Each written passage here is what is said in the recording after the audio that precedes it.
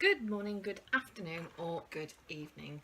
For me, it is Sunday morning and it's pouring down with rain outside, but that's okay because it's snuggly and warm inside. What a perfect day to do some revision, and what a perfect day to work for my Year 11s and to make sure that they feel comfortable and confident with this exam. So, as promised, I am doing a 6-marker question. My students have done this question already, some of them at least, most of them, and I want them to watch this video as part of their revision. So basically I've got myself nice and ready, just as you should for revision, just settling in before I start off on the work today. I've got a nice comfy chair, scarf on, slippers on, got my brew, cheers, and we're going to be doing a fantastic question today. All right, so I think just to start us off, I've kind of realised I've got into the habit of doing these quotes at the beginning of the videos, and I quite like that. I think it's gonna, it's suitable. So here is one I have found for you today. It kind of sums up my attitude to revision. I keep saying this: be a flamingo, don't be an ostrich, don't bury your head in the sand. And it's really heartwarming to see you watch these videos because, one, they take time. I don't care about that. Essentially, drama never stops for me. But it's so fantastic as a teacher to see students facing up to the issues they've got and really battling. It's part of the joy of when you open up your results and you see you have done really, really well. With the quote for today is, "The problem is not the problem is your attitude about the problem. Do you understand?" Captain Jack Sparrow. So for me, that is, you might have issues with drama. You might think, oh, I can't do it. What I'm trying to do is make sure you don't sort of comply to that self-fulfilling prophecy, and that you identify your problems and you work at them. I'm just gonna, there we go, adjust the balance there. So, objectives on this video. We're going to look at a 6-marker question for lighting, close brackets. We're going to look at further revision tips, close brackets. And we're going to do a live mark of 2 further examples explicitly discussing technique. So I'm going to do one off the top of my head today again, as per my 4-marker question. Please have a little look at the other videos on my channel for those, if you would like to go back and look at a 4-marker question or just go over that. So I'm going to discuss technique for this particular 6-mark question, and I'm going to give you 2 further examples and talk about what marks they've got and why. I think sometimes just having that voice reassuring you, telling you that sort of thing is helpful. So this is the question I've got for you today. Discuss how you would use lighting in the performance text you have studied, including appropriate examples, and this is worth 6 marks. Okay, so as per my 4-marker question, I discussed this kind of strategy, and I've got it back here for you a second, because I think most of it still does apply to a 6-marker. Part of the discipline of exam is just keeping calm and remembering your strategy and just treating it like it's a normal day. Nerves can play a real horrible part in that, and controlling and managing your nerves can help you, particularly with your exam technique. But I keep banging on about this sort of strategies in terms of just keeping calm, knowing what you know, and showing what you know. All right, so essentially, yeah, I agree that the strategy is very much the same with this question. So first of all, we've got to remember, we've got to show off our knowledge of the play and do I know correct moments.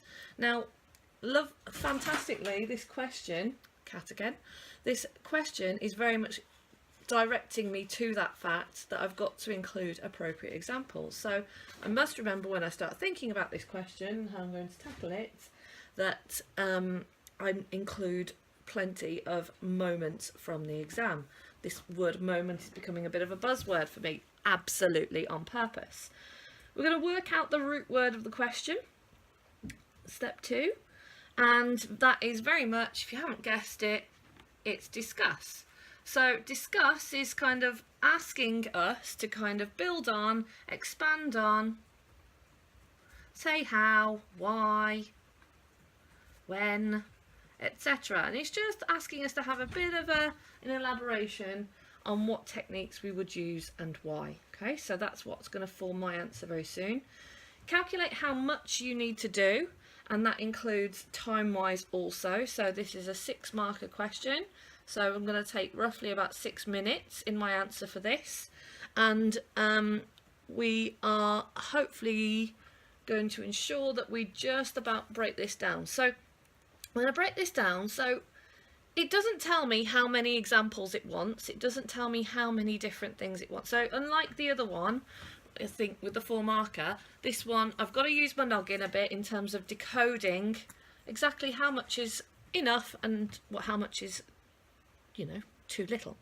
So being that this is 6 marks, I'm kind of guessing that the structure for this is going to be, they're going to want 3 different types of lighting with attached examples, okay? Because that for me is logical in terms of 3 marks if we give 3 specific examples and then 3 types of lighting. Okay, so do the maths. I'm going to look at an example later though that could also comply to this structure here. I think it's possibly feasible that you could do 2 times lighting examples but really go to town on the explanation and give extra detail to still get your 6 marks. I'm going to look at an example with that later on. Okay, so calculated how much I would need to do, so I'm going to aim in my structure for doing this one myself later. So 3 different types of lighting at different moments with attached examples. Don't like brackets today apparently. So we're also going to check that we are addressing the question. I've kind of done that in terms of making sure that I am definitely going to keep my goals on lighting, aka not sound, not costume. This is telling me very specifically lighting. If it was semiotics, for example, it might be much broader, but it's not, so let's not talk about that. Then, essentially, we've got to just give it a go. Remember also the fact that we've got to still it's all, I reckon, a good piece of advice for every single question in this exam is that mention the audience in your response. So I'm going to do that as well within my answer. So now let's plan the question. Okay, that's Cat playing with toy. I am going to have a go at this very shortly, and so essentially I'm going to speak out loud my ideas as to why I'm marking it in the way that I am. Okay, so what I want to do is, oh, that is the cat again.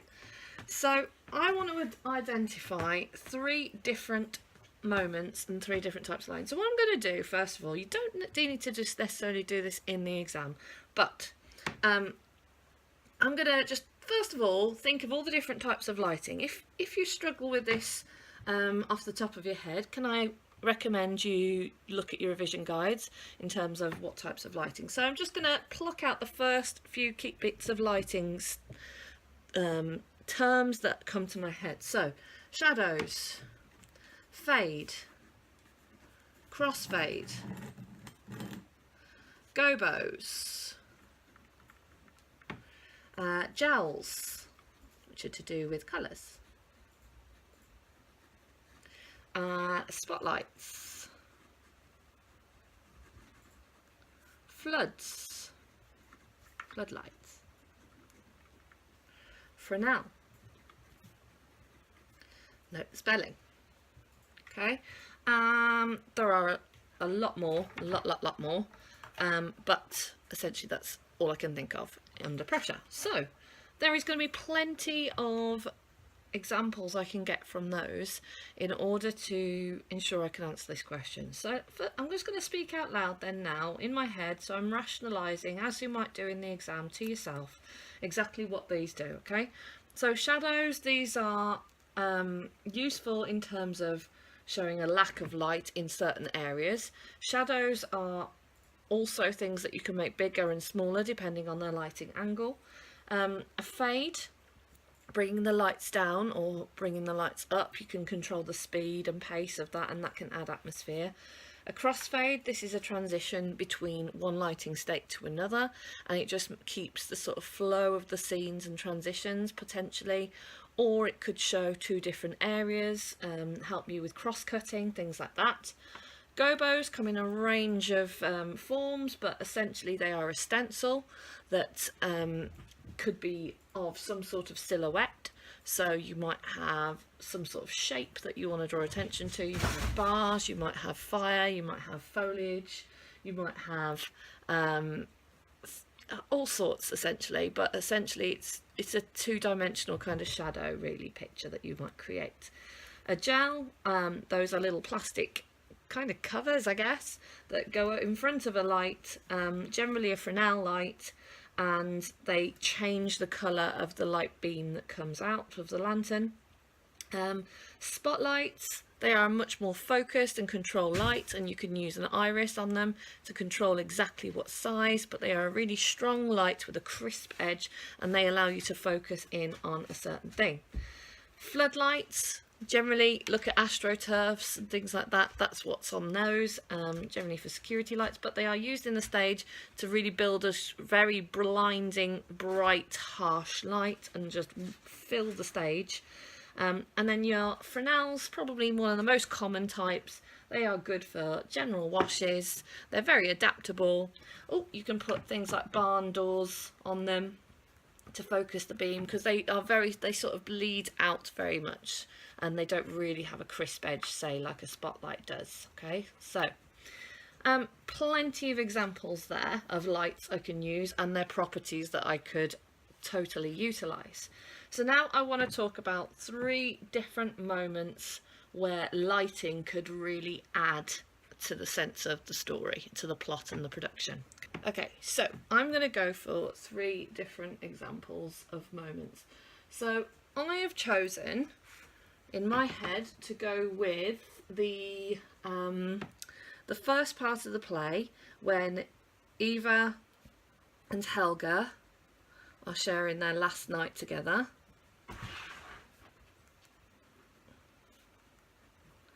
And this keeps sort of cross-cutting with Evelyn and Faith in the future, in the attic, in Manchester, well, in England. So I want to use lighting to show these transitions here. So those are my moments, and I'm going to express how I'll do that in a moment. I'm also going to talk about, I think, a nice moment which could do with a bit of a boost is when Faith finds the rat catcher, or the Rattenfanger, either refer to them as either, the book within the attic. I think that's a moment that could be enhanced by lighting appropriately. And I'm also going to talk about the moment when Eva, remember that's the child form of Evelyn, Eva arrives in England for the first time. I want to add some lighting to that. Okay, so I'm going to start trying to give this an answer now. All right, so how would I start? Remember, I can bullet point my answers in this part of the exam if I want to, but I prefer it just kind of flows out to write in sort of full prose. So, okay, I know that I've got to essentially say including moments and lighting. So for me, it works better if I did a when, what, how, and why structure. Okay, that is really nice and simple in that order, and that way I'm going to answer all of the demands of this question. So when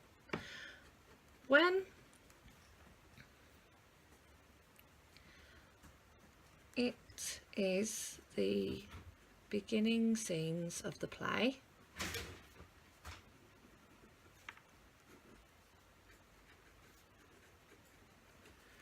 we, as an audience, see crosscuts to facilitate flashbacks and forwards to two different time zones and locations. Okay.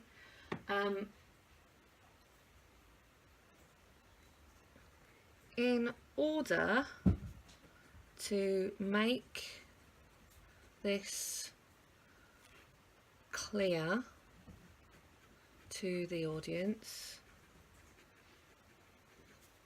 I would crossfade, there's my lighting term, I would crossfade between where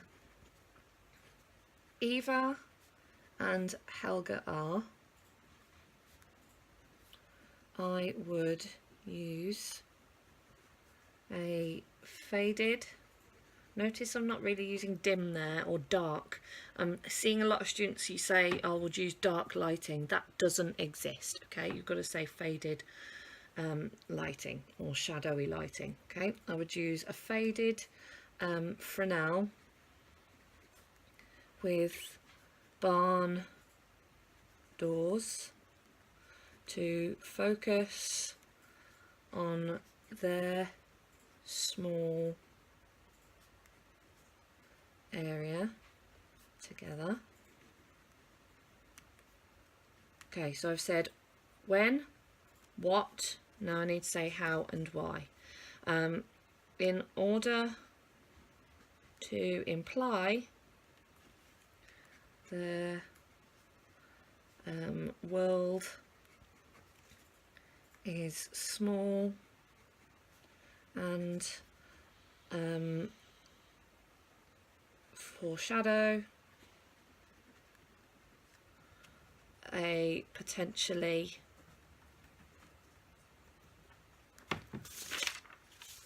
bleak fate. This I think is just a bit of an overkill here. This would crossfade into where Faith and Evelyn are in their attic with contrasting brighter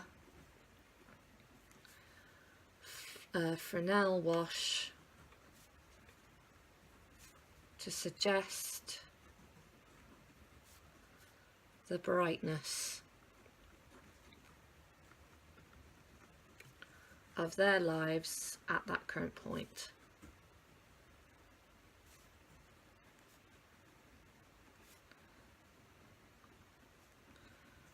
Now it's important to note that the examples I've chosen fit in terms of the mood, fit in terms of appropriateness, and I've backed them up with why that is relevant with my knowledge of the play. And for example, in that last bit, it makes sense that their futures are bright.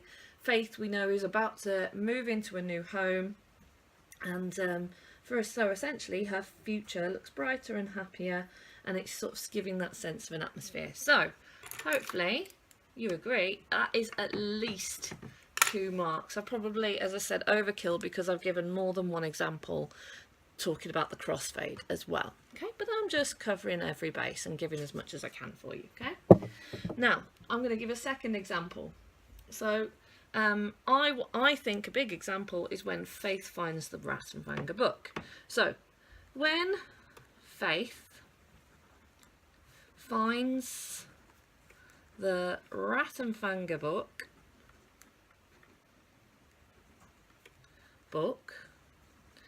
I want to enhance the irony of this that she is yet to know.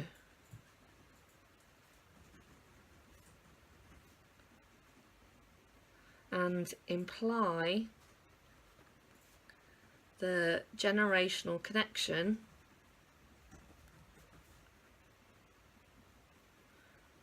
she does not know, she does not yet know she has. Okay, that's my when. Okay, how? I would use a flat and backlight it with the actor playing the rat catcher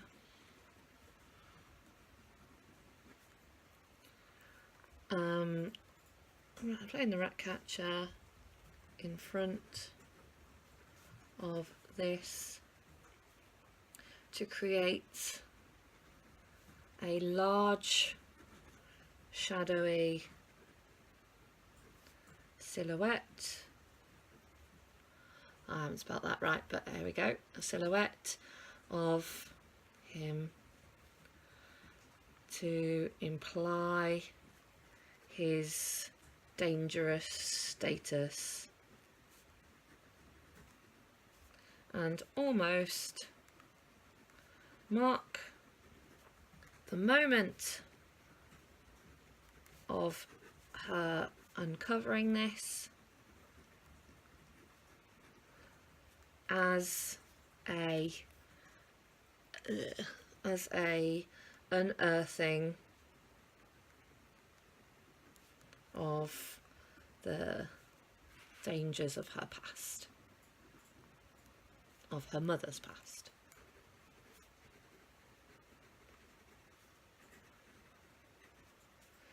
It would be behind her. I'm just overkilling now.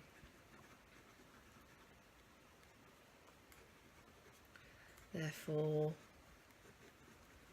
not in her sight line,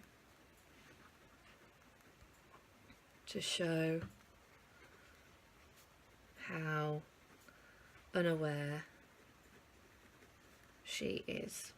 Okay, so when, what, how and why.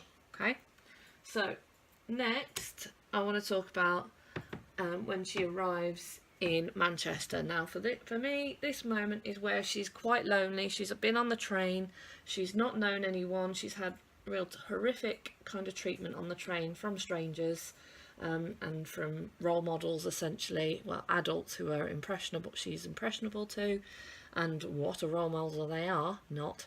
And for her to have that sort of isolated arrival from Germany to Manchester, and just want to show a little bit more of that isolation. So I think a spotlight, bringing the focus onto her and her journey, and with the sharp edges of it to really sort of crispen and put her in the central spotlight, literally and metaphorically, but also to show how the rest of the world is in darkness for her. So when Eva arrives in Manchester,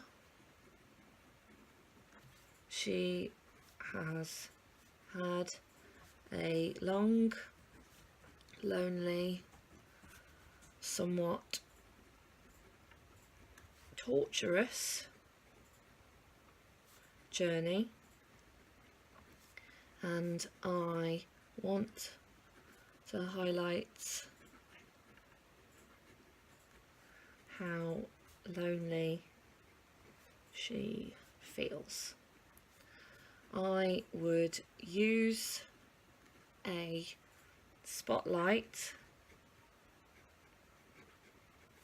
to show how to her the rest of her world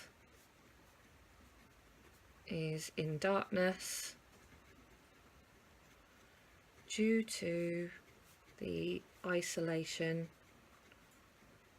and fear she feels. And there you are. That is my 6 marker. I think I have done way too much, to be honest. So there you go.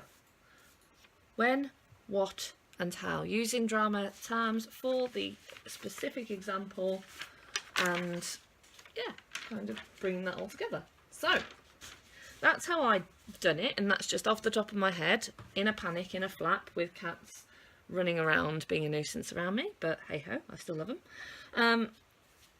Now what I wanted to do on this video was to not just kind of put my words to it, but to see how else it could be done. Alright, so I'm going to look at 2 other examples with you, read them through, talk about how I'd mark them, and highlight the structure in what they have done. And I know you can see full well that I've gone overkill, because these ones look remarkably smaller, okay? So, but they still manage to do what they do, okay? What I've just done probably wouldn't fill 6 minutes, all right? So, this is example 1, all right? At any time when the Rattenfänger, now it's lovely to hear this person using, you know, the German version, but it's okay to use the Ratcatcher as well. So at any time when the Rattenfänger comes on stage, I would use a lower key of lighting, okay? So I have to be honest, when I first looked at this, I thought, uh-oh, they're going to do this thing where they talk about dark lighting, and as I've already said, that doesn't exist. And lower key of lighting, well, did make me think, uh-oh, that it's not quite getting to the point. But I bared with it, and you should too, okay? Because we then get really subject specific. The Fresnels would dim in order to create a more tense and mysterious atmosphere for the audience, okay?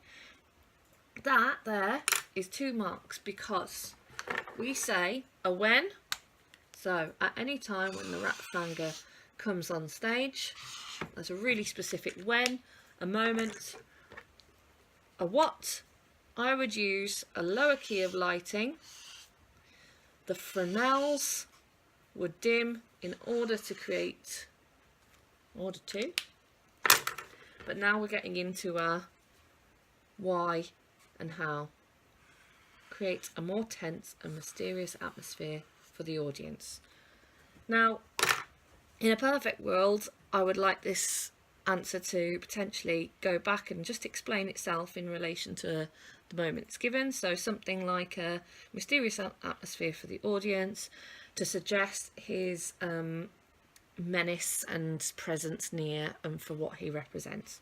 Okay, that would just clarify that answer a bit more. But I think it would still get the value of the 2 marks. Moreover, fancy start. Moreover, during the flashback scenes, I would use a slight yellow-orange gel in order to show the audience a clear opposition in time periods. Okay, so again, we have a during the flashback scene, much more succinct example than mine. I would use a slight yellow gel, orange gel, and then we've got the Y, in order to show the audience a clear opposition. That's a great word, okay, because that's really made that purposeful, in time periods. And then we've got one final example. At the time when Eva speaks to Helga and decides she wants to remain Evelyn, all of those moments are telling me that this student understands this play. Oh, I've done the wrong colour, but never mind. I'll just swap over. Okay. There should be a spotlight in the centre. Then we round it off by saying how and why, to show the importance of finding your identity. And yes, that is very appropriate to this play, very much one of its themes. So that is a 6 out of 6. That's one way of doing it. That kind of follows the structure I did of 3 different moments, supported examples. Okay, 3 different types of lighting with the moments, supported examples. We have a slightly different one here, for part of it at least. Okay, but let's talk it through, okay, in terms of how it's done it. So, in Kindertransport, now, I want to highlight that because this is a little bit of a pet peeve, okay, but, you know, in the 2 or 3 seconds it took you to write that, you've already stated that you have what play you're studying, so you don't need to keep writing this in Kindertransport, but it's only a minor thing, and if it helps you be secure and confident and get you in the question, who am I to whinge?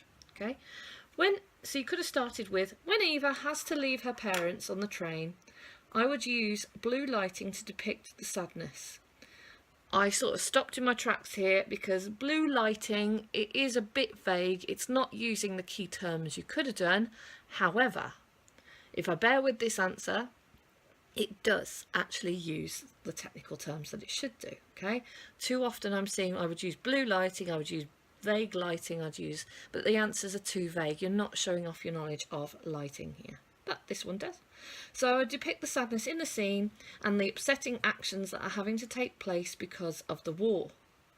We haven't got there yet, but in this next sentence I would create the blue lighting using gels over the spotlight. By using the blue spotlights on each character, it shows the main points of sadness the audience are focusing on. Okay, so whilst I accept this is not 2 specific moments, on the surface it gives 2 specific points that are relevant to the play. So it's showing the audience the points of sadness the audience are focusing on, I think, is a tangible example of a moment and specific example, an appropriate example, okay? And as well as having to take place because of the war, okay? And this is all stemmed from really one moment of when Eva has to leave her parents. But what this answer does do is it gives extra information about that one moment, and I accept that. And plus there's actually 2 key types of lighting that are used. We're using the gels, and we're talking about the use of spotlights, and we're using them for a purposeful function. Then this one goes back, this part of the answer goes back far more into a familiar structure. One moment, one type of lighting, supported example, okay? So for the train, and there's your moment. Nice and quick and simple, but enough to say, yep, they understand features of the play. I would use a gobo to show the distance Eva creates between her birth mother as she gets closer to her foster mum. Now, on the surface, this part of the answer, I'm a bit like, how does the gobo do that? Well, why? Because that doesn't necessarily logically make sense to me yet. You're pointing out the properties of that type of lighting choice. But this answer does not let me down, okay? Because it explains. It will show the distance as the mum can't actually touch the train, and that makes sense because gobo, it's just essentially a shadow, because it's not actually there, so close yet so far. So essentially, just like your markers will do, that sticks with it and explains its point and its relevance in that when, what, why and how structure. So 2 solid 6 markers, far shorter than my example, proving you don't necessarily need to work incredibly hard to get an answer, okay? So what have we learnt from this session? Do decode what the question is, decode what is needed rather than you just jumping into the darkness, lighting pun, and therefore just writing too much. You don't necessarily have to do that. One thing definitely going forward I would strongly suggest is revising key moments, because you have to be able to, in both section A and section B, pluck up these things so you can pick specific moments and then say how you would work within the realms of that question. So if you haven't already, get a copy of my Kindertransport play guide map, which has got page by page what happens, and that will just remind you of the key moments. Or a recommended revision technique I would do might be to stick the play into maybe a comic book structure and break down the moments of significance, and you could have one per post-it, something like that. Or I do have a personal learning checklist which I am going to give in lessons, but if you want to get ahead of the game and think, well, what are the possible possibilities that could come up in this exam, get hold of my personal learning checklist, and that will help you stay on task with revision and not be sort of going into the darkness. I hope that has been helpful to you. If you've got any further questions, come and see me and we'll talk it through. For now though, happy revising.